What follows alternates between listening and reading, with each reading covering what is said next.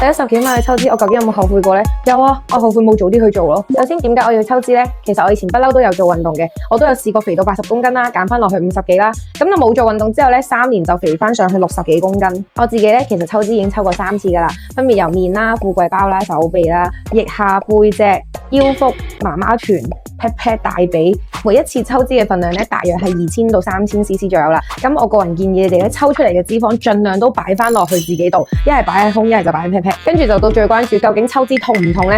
做嘅時候係完全冇感覺嘅，因為全麻咧就好似你瞓着咗覺咁樣，起身咧就已經做完手術噶啦。做完手術當日咧係完全唔痛嘅，因為麻藥未過啦。抽完脂嘅第2、第3日咧，感覺係最大嘅。當你喐佢嘅時候咧，就會有拉扯感同埋會有啲痛感啦。另外做完手術嘅頭1個月咧，塑身衣一定要着足24小時，即係除咗沖涼之外啦。因為塑身衣對於我哋術後護理係好重要啊，佢會幫你壓翻平我哋嘅皮膚啦，同埋預防凹凸不平。跟住大家揀醫生咧，除咗要揀有資歷之外咧，仲要好睇個醫生嘅審美嘅。例如抽腰啦，佢識唔識幫你做個雙絲嘅曲線啦，同埋填胸咧，佢識唔識幫你填到飽滿啊，同埋個 hip 填得靚唔靚啊，呢啲都好緊要。同埋手術過程入邊一定要有專業麻醉師同場。咁如果你想 keep 住身材都好好嘅話咧，做完抽脂其實都會建議做翻運動啊，或者唔好過度暴飲暴食。如果唔係，其實都會肥翻嘅。好多人都會問我啦，抽脂究竟要準備啲乜嘢咧？其實準備好個心情同埋錢就得噶啦。通常我去過嘅醫院或者做過嘅醫生咧，都有幫你哋傾專屬粉絲優惠嘅。咁一嚟會平啲啦，二嚟又唔使驚俾人 sell。如果俾我揀多次嘅話，我都一定會去抽脂，因為抽完之後個效果真係好靚好靚。